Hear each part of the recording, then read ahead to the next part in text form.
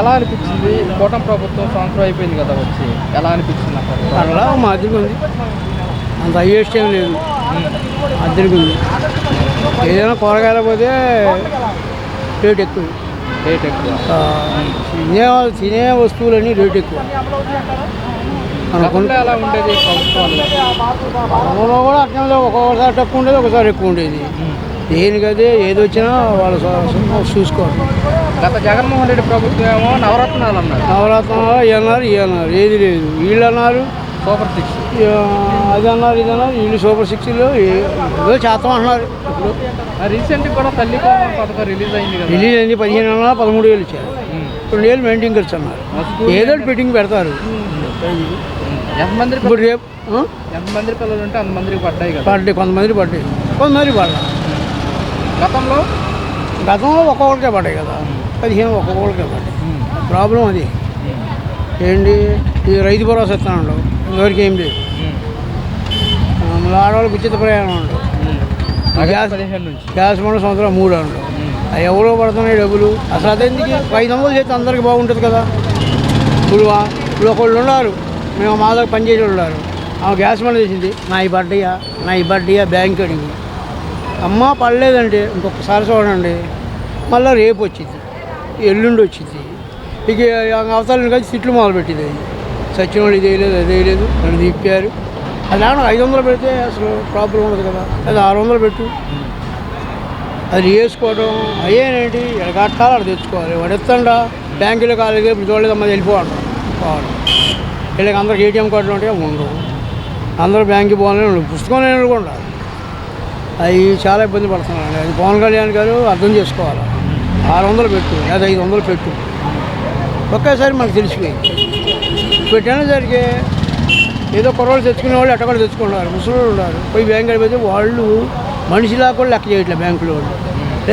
లేదమ్మా పడ్డగా పడలేదు, నెగ్లెక్ట్ సమాధానం. ఇప్పుడు మనలాంటి కుర్రోళ్ళు బెదిరించి ఏదో మాట చేసి తెచ్చుకుంటారు. ముసలి వాళ్ళు ఫోన్ వాళ్ళు ఉన్నారు, వాళ్ళు పోతా అయ్యా కొద్ది తీసుకుడో వెళ్ళిపో, ఆగమ్మా కూర్చో, లేదా రేపురా మళ్ళీ ఇంటికాడ పంచి 30 రూపాయలు ఛార్జీలు పెట్టుకుని పోయి వచ్చి ఎప్పుడు పోద్ది. అది చాలా ప్రాబ్లం అండి. గ్యాస్ కూడా 600 పెట్టు, నీ ఇష్టం 500 పెట్టు, ఏదో ఒక తగ్గాలంటే అది 700 పెట్టు. అంత కొట్టేది ఇంకా ఇష్టం రోజులు కొనుక్కుంటా, లేకపోతే లేదు, బాధ లేదు కదా. మళ్ళీ పోవటం తీయటం ఉండకూడదు.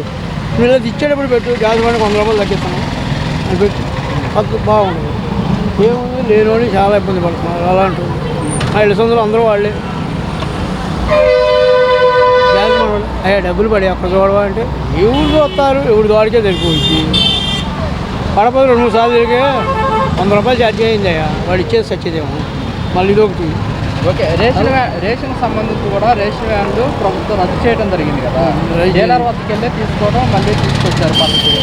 ఎలా అనిపిస్తుంది? ఇది బెటర్ అంటారు. ఇంటికాడికి వస్తే ముసలి ముక్కలు తీసుకుంటారు.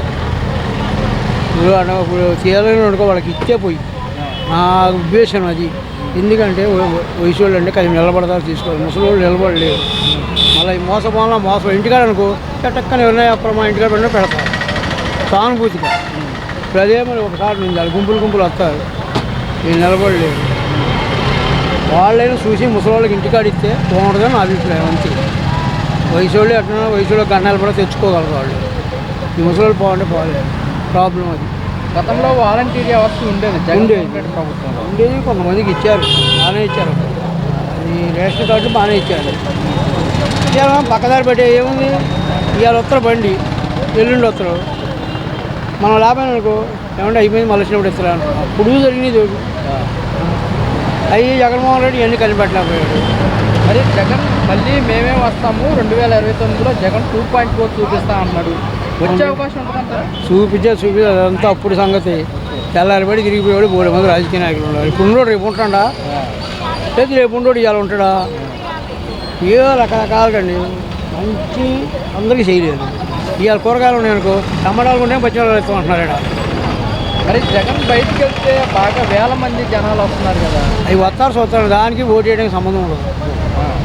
ఇప్పుడు చిరంజీవి గారు వచ్చారు, ప్రకాష్ నగర్ వచ్చాడు, 100,000 మంది వచ్చారు. చెప్పులు వారికి ఎరగదొక్కుని కాళ్ళు ఇరిగి ఏమో ఇబ్బంది పడ్డాడు ఉన్నారు. చిరంజీవి ఒకసారి వచ్చారు, మనకు చాలా ఇబ్బంది పడ్డాడు. ఆయన ఓట్లు వేశారు అందరూ, చూసిన వాళ్ళు.